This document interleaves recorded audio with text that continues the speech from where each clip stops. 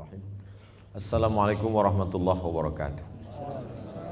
Alhamdulillahilladzi bi ni'matihi tatimmus shalihat wassalatu wassalamu ala sayyidis sadat wa ala alihi wa ashabihi ahlil fadaili wal karamat. Sayyidi Al-Habib Hasan hafizahullah, Ketua Umum Yayasan Badan Wakaf Sultan Agung. Hari ini Habib Hasan didampingi oleh UAS dan USA, Ustaz Al-Somad dan Ustaz Salim Afillah. Lalu kemudian bersama kita Ketua Pembina Bapak Dr. Andus Haji Ahmad Azhar. Saya 4 tahun di Mesir cuma dapat LC, tidak dapat Azhar. Beliau Masya Allah, tabarakallah. Hadir juga bersama kita di tengah kesibukan beliau Profesor Gunarto. Hadir juga bersama kita Bapak Profesor Muhammad Nur dari Universitas Diponegoro. Hadirin hadirat keluarga besar Yayasan Badan Wakaf Sultan Agung yang tak dapat saya sebutkan satu persatu, insyaallah semuanya dimuliakan Allah Subhanahu wa taala. Amin ya rabbal alamin. Ketika peradaban barat itu besar, maka kalau ditelusuri akarnya, mereka menjauhkan umat itu dari agama melalui tokoh agama. Maka orang barat tetap percaya kepada Tuhan, tapi tidak percaya kepada agama karena tokoh agama. Maka muncullah satu aliran yang disebut dengan agnostik. Jadi kata mereka, Tuhan terlalu besar untuk diklaim oleh satu agama. Di antara buku yang populer menulis kejahatan-kejahatan tokoh agama adalah The Dark History of Pope, sejarah hitam tokoh agama.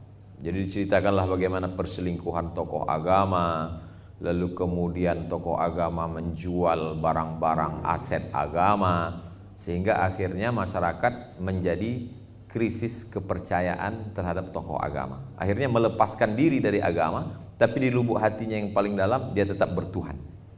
Jadi kalau hari ini kita lihat bagaimana blow up terhadap berita terhadap tokoh agama, nampaknya aroma-aroma yang terjadi pada abad ke-15 di Eropa, masa Renaissance, itu sudah sampai ke tempat kita. Yang intinya adalah supaya anak-anak muda ini tidak percaya lagi kepada agama melalui krisis kepercayaan terhadap tokoh agama. Jadi masalahnya adalah masalah trust. Saya percaya pada Allah, saya percaya kepada Rasulullah, tapi kalau kepada Ustadz Somad saya tidak percaya. Nah, itu. Jadi kehadiran saya di Unisula ini menambah keyakinan umat bahwa saya masih didengar, mengobat sakit hati diusir dari Singapura. Bagaimana supaya orang tidak percaya kepada tokoh agama? Lalu kemudian umat dilepaskan dari teks agama. Jadi membaca kitab suci itu tidak lagi dengan membaca kacamata tafsir, bukan ulumul Quran, tapi dengan metode hermeneutik. Hermeneutik adalah metode membaca kitab suci yang dikembangkan di barat untuk menggunakan pisau kritisisme terhadap kitab suci. Sehingga kudusiyatul Quran, kesucian kitab suci itu dilepas, dipreteli satu persatu. Jadi kalau kita lihat di kalangan peneliti kajian keagamaan, muncul kajian rekonstruksi terhadap pemahaman Al-Quran. Itu sebenarnya hanyalah baju ilmiah yang isinya adalah sudah dilakukan. Jadi dua dasar ini pada masa Renaissance, kebangkitan Eropa, melepaskan manusia dari agama melalui dua jalur. Pertama, kajian kritisisme terhadap teks agama. Yang kedua adalah melepaskan umat dari tokoh agama sehingga umat itu menjadi liar. Kalau sudah dia liar, tapi pada dasarnya manusia tidak bisa liar, dia tetap ingin menjadi tokoh. Maka karena sudah tak percaya kepada tokoh agama, akhirnya mereka menokohkan filsafat filosof barat. Akhirnya yang menjadi tokoh adalah tokoh-tokoh filosof yang sebagian besarnya ateis, tidak bertuhan. Maka muncullah kalimat-kalimat Tuhan pernah ada, tapi Tuhan sudah mati. Muncullah kalimat bahwa manusia tidak pernah menciptakan Tuhan, Tuhan tidak pernah menciptakan manusia. Manusia itulah yang berhalusinasi dalam keadaan terpukul, stres berat, lalu dia memunculkan Tuhan dalam dirinya. Jadi ungkapan-ungkapan itu adalah ungkapan-ungkapan filosof abad pertengahan yang kemudian ditokohkan, akhirnya muncul apa yang disebut dengan bahasa Arab filsafat wujudiyah, atau dia hanya meyakini sesuatu yang wujud saja, yang dalam filsafat barat disebut dengan materialism, hanya percaya kepada materi saja. Kalau sudah dilepaskan dari dua tadi, mengkristal menjadi materialism, maka semua yang immateri menjadi sesuatu yang tidak ada. Tidak ada malaikat, tidak ada alam barzakh, tidak ada sorga, tidak ada neraka, tidak ada pahala, dan puncaknya adalah tidak ada Tuhan. Karena Tuhan hanyalah halusinasi, ilusi, hanyalah gambaran tentang keterpukulan seseorang menjalani hidup, akhirnya dia memunculkan sesuatu dalam pikirannya, itulah Tuhan. Menghadapi yang begini, maka tidak bisa diselesaikan oleh person, karena person akan hilang, akan binasa. Maka kata Nabi SAW, alaikum bil jamaah, hendaklah kamu berjamaah, iyyakum wal furqah, janganlah kamu sendiri. Man syazza syazza finnar, siapa yang sendiri maka dia akan sendiri masuk neraka. Yang jomblo tidak perlu tersinggung, karena maksud sendiri di sini adalah orang yang memisahkan diri dari jamaah. Dan salah satu jamaah itu adalah jamaah Badan Wakaf Sultan Agung. Dan saya dilibatkan, didudukkan di antara ketua umum, ketua pembina, rektor, sehingga kalau selamat perahu Badan Wakaf ini, maka saya pun juga ikut terselamatkan. Diumpamakan perahu besar ini bernama perahu Nabi Nuh. Jadi siapa saja yang ada di dalamnya insya Allah selamat. Siapa yang tidak berada di dalam tidak selamat. Insya Allah di antara para ustadz, saya dan Ustadz Salim dapat dipastikan keselamatan, karena kami berada di perahu yang besar ini. Sudah terbukti dari ulang tahunnya saja yang ke-70 tahun. 70 tahun adalah usia kematangan. Tapi jangan lupa, manusia umur 70 juga mulai diserang osteoporosis. Jadi kalau dia tidak rajin menjaga kesehatan, refresh, menyegarkan, maka dia akan lenyap, akan hilang. Tapi ada sesuatu yang semakin tua, semakin unik, semakin dicari. Jadi banyak sekali sekarang orang memang mencari yang tua-tua, misalnya sepeda ontel tua. Jadi ada sesuatu dicari karena kencangnya, moge. Tapi ada sesuatu yang dicari karena pelannya, makin pelan makin menarik. Nah, jadi bagaimana kolaborasi antara apa yang dicari dalam Badan Wakaf ini adalah bahwa dia mendidik generasi, bukan hanya sekadar cerdas, tapi dia cerdas menurut Nabi, al-kayyis, orang yang cerdas, mandana nafsahu, yang mampu menekan hawa nafsunya, wa amila lima ba'dal maut, dan dia berpikir apa yang terjadi ke depan. Maka muncullah apa yang disebut dengan integrated kurikulum, mengintegrasikan kurikulum antara ilmu lahud dengan ilmu nasud. Lahud ketuhanan, nasud kemanusiaan. Di antara awal-awal bersentuhannya peradaban barat dengan peradaban Islam, di antara tokohnya adalah Said Nursi. Kata Said Nursi, agama itu menajamkan hati, sedangkan ilmu modern itu menajamkan akal.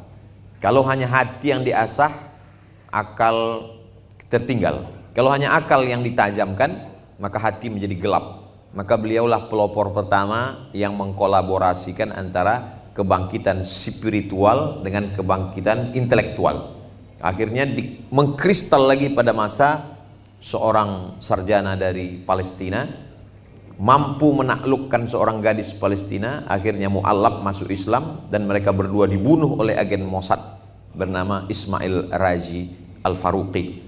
Beliau menawarkan mendirikan dua universitas yang mampu mengkolaborasikan antara pendidikan agama dan pendidikan sains teknologi.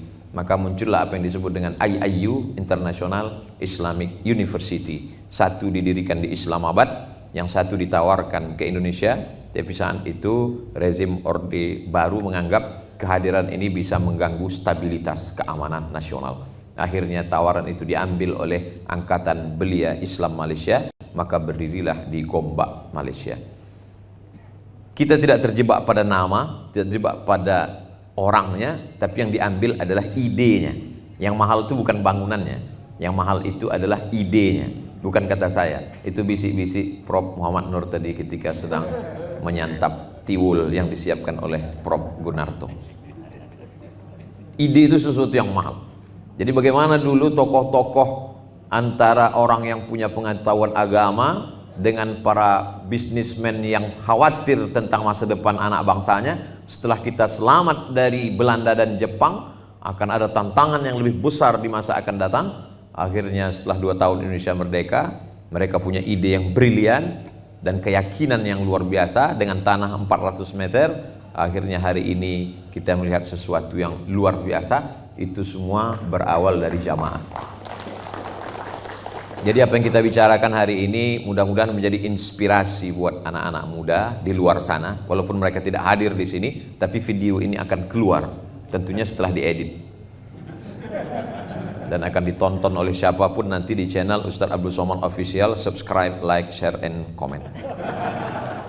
Jadi kalau siapapun yang punya ide luar biasa, anak-anak muda dari Sabang sampai Papua datang ke Semarang, mampir ke Unisula, konsultasi dengan Habib dan para ulama serta cendekiawan, bagaimana bisa mengcopy pas pemikiran ini lalu menyebarkannya.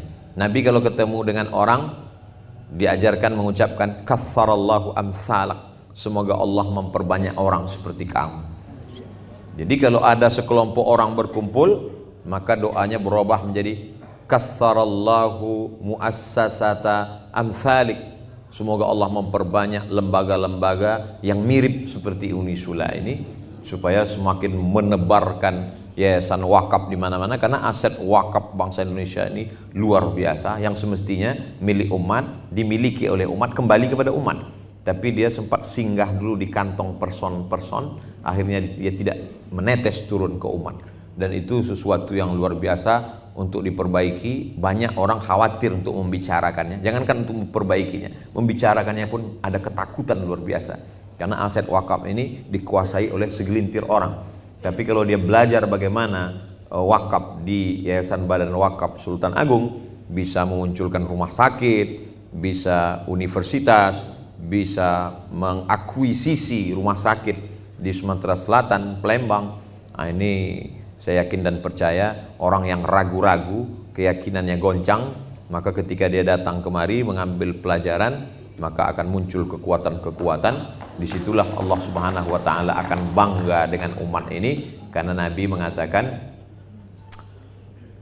la tattabi'unna sunanal ladzina min qablikum, kamu akan ikut tradisi orang-orang sebelum kamu, shibran bi shibrin, sejengkal demi sejengkal, zira'an bi zira'in, sehasta demi sehasta. Awalnya kamu ikut sejengkal, lama-lama kamu ikut sejengkal, hatta law dakhalu juhra dabbin la dakhaltumuhu, sampai-sampai andai mereka itu masuk ke dalam lubang biawak, kamu pun juga akan masuk ke lubang yang sama. Ketika mereka dulu kehilangan kepercayaan terhadap ulamanya, kamu ikut juga. Ketika mereka kehilangan kepercayaan terhadap teks agamanya, kamu pun ikut juga. Ketika mereka berpecah belah tidak menolong agamanya, sampai andai mereka masuk ke lubang biawak, kamu pun akan masuk juga.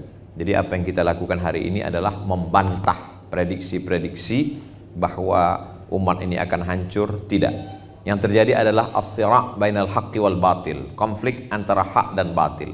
Ada Musa, ada Fir'aun, ada Namruz, ada Ibrahim, ada Isa, ada Herodes, ada Sayyidina Muhammad SAW, ada Abu Jahal, ada Abu Lahab. Jadi kalau ada orang mengatakan, dunia ini Pak Ustadz kenapa sekarang ini yang ada ini jahat semua? Oh tidak, mungkin kita yang tidak berpikir baik, karena kita tidak mencari orang baik, maka tidak ketemu dengan orang baik.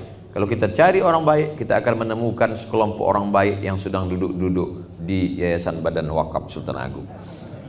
Jadi kita ambil inspirasi kebaikan itu, kita sebarkan. Man sanna fil islami sunnatan hasanatan, siapa yang menebarkan suatu kebaikan, falahu ajruha, dia dapat pahalanya, wa ajru man amila biha, dan mendapatkan pahala orang yang melakukannya. 16.000 mahasiswa hari ini, pahala kebaikan mereka mengalir kepada yang pertama dulu mengasaskan Yayasan Badan Wakaf ini. Bayangkan, inilah amal yang tak putus dengan kematian. Dulu orang mengatakan yang tidak putus dengan kematian itu 3: sedekahun jariyah, ilmu yang bermanfaat, anak yang soleh. Kabarnya bertambah satu lagi, PNS, karena setelah meninggal tetap ngalir. Ternyata ada satu lagi, yaitu orang-orang yang mengasaskan, mendirikan, menjaga yayasan dengan baik. Tapi dia tidak hanya mendirikan yayasan, berapa banyak mendirikan yayasan, setelah itu bubar dengan sendirinya, tapi juga menciptakan kader-kader. Kader ini melalui universitas, melalui lembaga yang paling tinggi untuk melahirkan para cendekiawan, para pemikir sesuai dengan bidangnya masing-masing. Dia bisa menjadi dokter spesialis, dia bisa menjadi pakar hukum, dia bisa menjadi polisi, dia bisa menjadi tentara, dia bisa menjadi apapun, tapi dia tetap pada koridornya. Kuntum khairu ummah, umat yang terbaik. Sifatnya 3: ta'muruna bil ma'ruf wa tanhauna 'anil munkar wa tu'minuna billah. Itu bukan hanya sekedar slogan, tapi setiap melihat kartu nama ini tetap kita ingat, bismillah, membangun generasi khairu ummah. Kartu nama siapa yang Ustadz baca? Profesor Dr. Haji Gunarto. Jadi berdakwah itu bukan hanya ceramah dan khutbah, melalui kartu nama pun bisa kita berceramah. Ketika dilihat orang khairu ummah, umat yang terbaik bukan umat yang bolak-balik ke Makkah dan gak jadi berangkat karena gagal furoda. Mohon maaf yang gagal yang tersinggung. Umat yang terbaik bukan umat yang dari pakaiannya. Umat yang terbaik kata Nabi Allah 3: ta'muruna bil ma'ruf wa tanhauna 'anil munkar wa tu'minuna billah. Tadi saya diberitahu sampai jam 9:15, suara pun nampaknya sudah siap-siap. Sekarang sudah jam 9:05, agaknya itulah yang dapat Al-Fakir sampaikan. Banyak kata-kata tidak berkenan di hati, menyinggung perasaan, saya mohon maaf. Wassalamualaikum warahmatullahi wabarakatuh.